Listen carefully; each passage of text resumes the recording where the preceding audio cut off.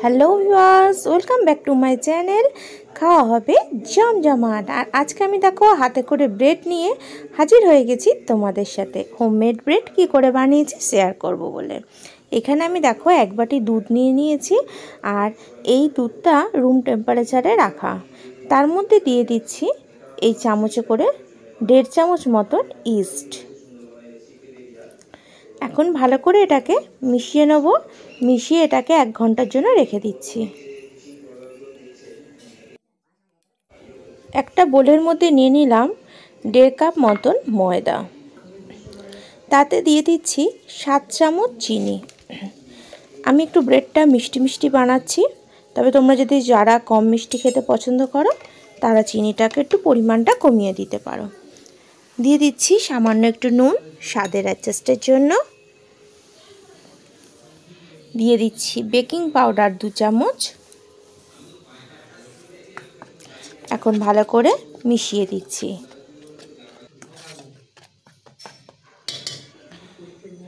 মেশানো হয়ে গেছে। এখন ইস্ট আর দুধ যেটা গুলে রেখে দিয়েছিলাম সেটা দিয়ে দিচ্ছি।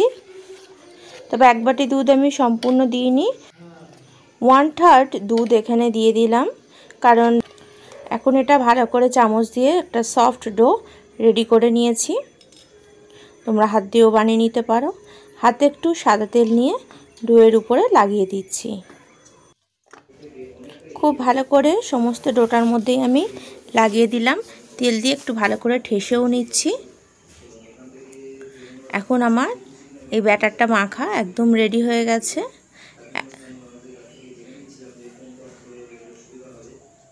আর ব্রেড বানানোর জন্য এরকম সফট ডোই করতে হবে। আমরা রুটি পরোটার যেমন ডো বানাই সেরকম বানালে হবে না, একটু নরম হলে তবে ব্রেডটা ফ্লুপি হবে। এখন এটাকে আমি চাপা দিয়ে 2 ঘন্টার জন্য রেখে দিচ্ছি। ফিরত আসলাম 2 ঘন্টা পর।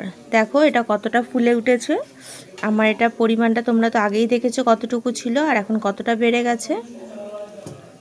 দেখো একটা হাতের মুঠো ঢুকে যাচ্ছে। এখন এটাকে আবার একটু আমি ঠেসে নেব।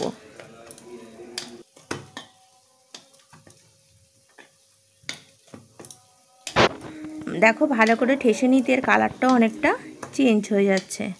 একটা বেশ গ্লোজি হোয়াইট কালারটা চলে এসছে। আর এটাকে আমার ভালো করে এখন মাখাও রেডি। এখন এরমভাবে একটা কেক টিন নিয়ে নিয়েছি, আর এতে একটু অয়েল ব্রাশ করে নিচ্ছি। কেক টিনের চারিদিকে সুন্দর করে অয়েল ব্রাশ করে নিলাম।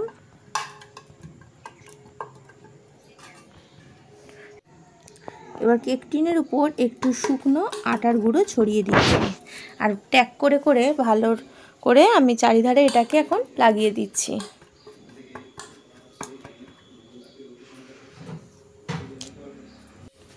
এখানে এই যে ময়দার ডোটা, এখন এটাকে আমি 2 ভাগ করে নিচ্ছি।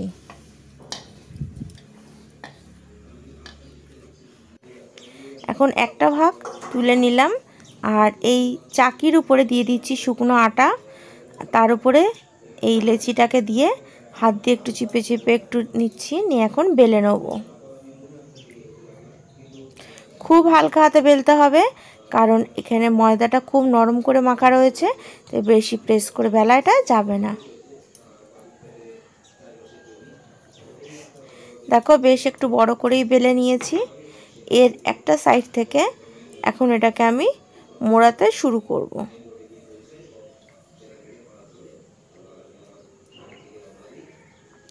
কিরমভাবে আমি এটাকে ভাঁজ করে নিচ্ছি সব একটু দেখে নাও, তাহলে তোমাদের করতে সুবিধা হবে।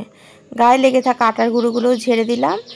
এখন এই যে কেক মোল্ডটার মধ্যে যেটা রেডি করে রেখেছিলাম তার উপর এটাকে তুলে দেবো।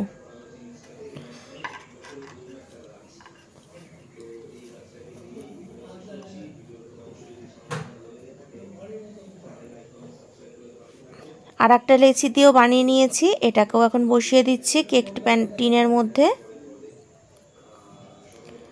এদিকে কড়াইটাকে আমি প্রিহিট করে নিয়েছি। এখন ভিতরে একটা স্ট্যান্ড দিয়ে দিলাম, দিয়ে আমি কেক টিনটাও বসিয়ে দিচ্ছি, দিয়ে উপর থেকে একটা ঢাকা দিয়ে দিলাম। আর এই যে এখানে যে ছিদ্রটা আছে এটাকে একটা লবঙ্গ দিয়ে আটকিয়ে দিলাম।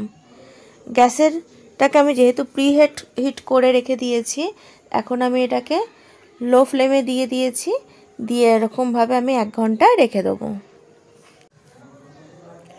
দেখো আগের থেকে এই ব্রেডের ডোগুলো কতটা ফুলে উঠেছে, তোমাদের একটু সেটা শেয়ার করে দিচ্ছি। এখন একটু উপর থেকে অয়েল ব্রাশ করে দিচ্ছি। তোমরা যখন আমি কেক টিনটার মধ্যে এটা বসিয়েছিলাম দেখেছিলে দুটোর মাঝখানে অনেকটা গ্যাপিং ছিল, কিন্তু দেখো এটা বেকড হয়ে ফুলে উঠে মাঝখানে গ্যাপিংটা চেক করে চলে গেছে। এখন চাপা দিয়ে এটাকে আরও বেকড করে নেব। তবে আবার ঢাকাটা খুলে 10 মিনিট পর একটু সিসাম সিড উপর দিয়ে ছড়িয়ে দিচ্ছি। এটা সম্পূর্ণই অপশনাল, তোমাদের যদি মনে হয় দিতেও পারো, আবার নাও বা দিতে পারো। তবে অনেক সময় কেনা ব্রেডের উপর দেখেছো সিসাম সিড থাকে, তাই আমিও একটু মনে হলো একটু উপর দিয়ে ছড়িয়ে দিলাম, আর উপর থেকে একটু হালকা হাতে অয়েল ব্রাশ করে দিচ্ছি। অয়েল ব্রাশ করা হয়ে গেছে, এবার এটাকে চাপা দিয়ে এখন আমি বাকি সময়টা বেকড করে নেব। দেখো এখন কি সুন্দর বেকড হয়ে গেছে, আর কালারটা বেশ সুন্দর চেঞ্জ হয়ে গেছে, পুরো দোকানের ব্রেডের মতো দেখতে লাগছে। দেখো কত সহজে মাইক্রোওভেন ছাড়াই গ্যাসের চুলাতে ব্রেড বানিয়ে নেওয়া যায়। এখন একটা টুথপিক নিয়ে আমি এটাকে দেখিয়ে দিচ্ছি ভিতরটা কাঁচা হয়ে আছে কিনা। দেখো একদম পারফেক্টভাবে রেডি হয়েছে, আর টুথপিকটা সম্পূর্ণ সুন্দরভাবে উঠে এসছে। এখন এটাকে আমি ঠান্ডা করে তারপর ডিমোল্ড করব। এখন ব্রেডটা পুরো ঠান্ডা হয়ে গেছে, এখন এটাকে ডিমোল্ড করে নেব।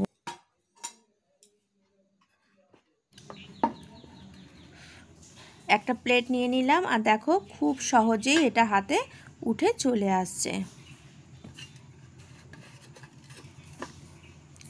এখন কেক প্যান থেকে এগুলোকে আমি তুলে একটা প্লেটে নিয়ে নিয়েছি, আর খুব সফট হয়েছে এই ব্রেডটা আমার। একটু হাতে করে তোমাদের প্রেস করে দেখিয়ে দিচ্ছি, দেখো সম্পূর্ণ সুন্দরভাবে দোকানের মতন পারফেক্ট ব্রেড হয়েছে। বন্ধুরা, যদি রেসিপিটা ভালো লেগে থাকে অবশ্যই চ্যানেলটিকে সাবস্ক্রাইব করে পাশে থাকা বেল আইকনটিতে ক্লিক করো, যখন যে রেসিপি আপলোড করব তার নোটিফিকেশান পাওয়ার জন্য। আমি এখন এটাকে পিস করে নিচ্ছি।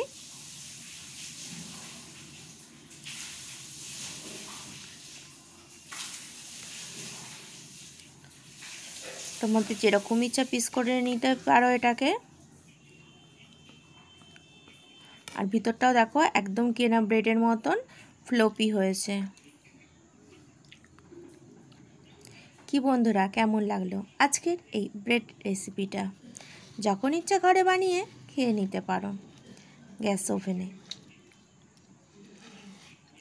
খুবই সহজ পদ্ধতিতে এটা বানানো যায় ঘরে থাকা কিছু উপকরণ দিয়ে। আজকের ভিডিওটা আমি এখানেই শেষ করলাম। যদি ভালো লেগে থাকে তবে অবশ্যই শেয়ার করো, সাবস্ক্রাইব করো যদি নতুন বন্ধু হয়ে থাকো। দেখো আমি অন্য ব্রেডটাকেও আমি কেটে নিয়েছি, আর নিয়ে তোমাদের সুন্দরভাবে এটা দেখিয়ে দিচ্ছি ভিতরটা কীরকম হয়েছে। আজকে দেখি এক পিস ব্রেড নিয়ে আমি একটু টেস্ট করে দেখি আমার ব্রেড বানানোটা আজকে কেমন হয়েছে। কি সফট, দুর্দান্ত, দারুণ মজা লাগলো এই ব্রেডটা খেয়ে, দারুণ হয়েছে।